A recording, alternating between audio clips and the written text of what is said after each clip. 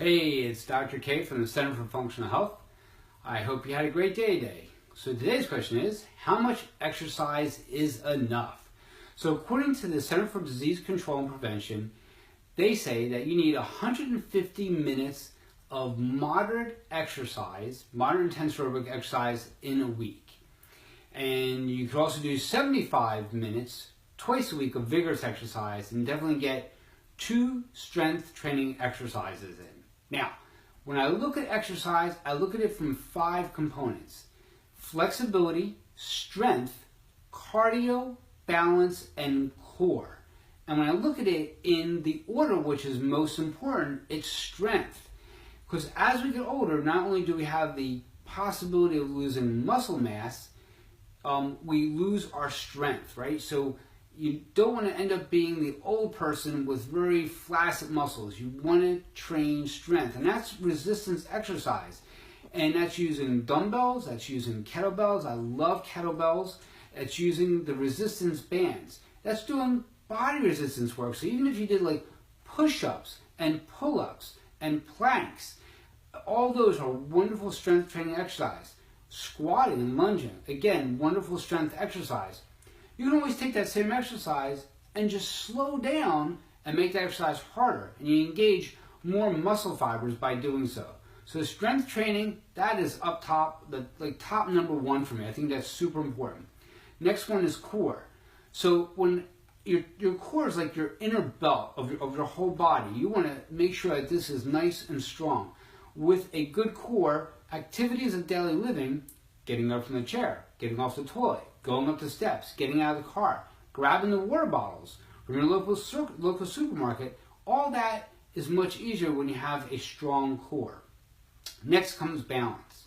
Balance is use it or lose it, right? So you got to work that balance every single day. And that's just like we talked about before, doing a simple exercise, just standing on one leg. That's all you need to do. Stand on the other leg. Opposite leg, opposite arm reach. Those are simple things to do on a daily basis. Doesn't cost you much time, and it does not cost you anything financially. And next comes cardio. So now there's a lot of folks who, in my opinion, do way too much cardio.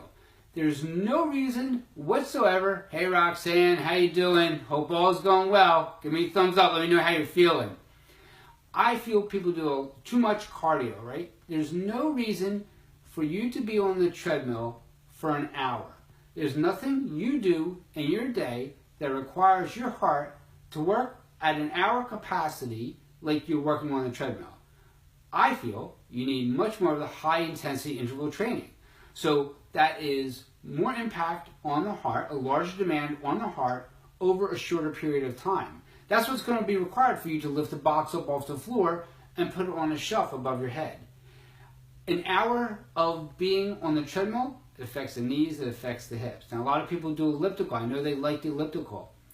Elliptical is okay if you have some weight-bearing problems, meaning if your hips are bothering you, if your knees bother you, if your ankles bother you. So getting into an elliptical machine, that's okay. However, I think it's kind of a weird movement. Nowhere in your day do you walk like a gazelle. So that's why I'm more for doing just plain old walking, right? And you can walk and just increase the speed of the walking and make it easy. You don't have to walk hills, you don't have to run, you can just walk. Some jogging is okay. Now, if you're healthy and you really want to burn up body fat and you really want to get strong, it's sprinting. It takes up a lot less time, a greater demand on the heart over a shorter period of time, and a greater outcome. And if you really want to just burn up some body fat, look at the jump rope. The jump rope is absolutely phenomenal. I love working out with the jump rope. Now you're going to say, well, what about flexibility? Shouldn't I be stretching? Shouldn't I be going to yoga? I think all that stuff is great. And when it comes to stretching, don't forget that you want to stretch after the muscles are warmed up. So when I grew up, everybody said, hey, stretch before you go running. And here's what we know now, scientifically, physiologically. That's the worst time to stretch, right? You never want to stretch cold tissue. So you would walk first, then you would stretch, then if you run, that's when you would do your run.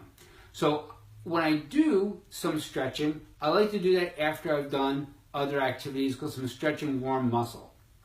But out of all those, strength training is great. So if you do the right kind of strength training, you do high intensity training as well, you're going to get in that flexibility.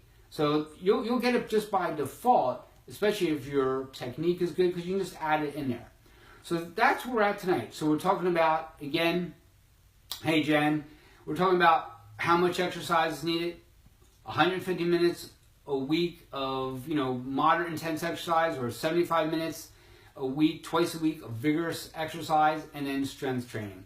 And again, I'm going to hammer home that strength training is really important, especially for, men and women, right? So guys out there, if you want to keep that testosterone going, you got to strength train. Women, if you want to prevent osteoporosis, you got to strength train. Preventing osteoporosis isn't taking some calcium, right? It doesn't work like that physiologically. So you got to start strength training. So that's what I have tonight. Short, simple, easy. And I will see you tomorrow. Take care, everybody. Thanks for coming on. See ya.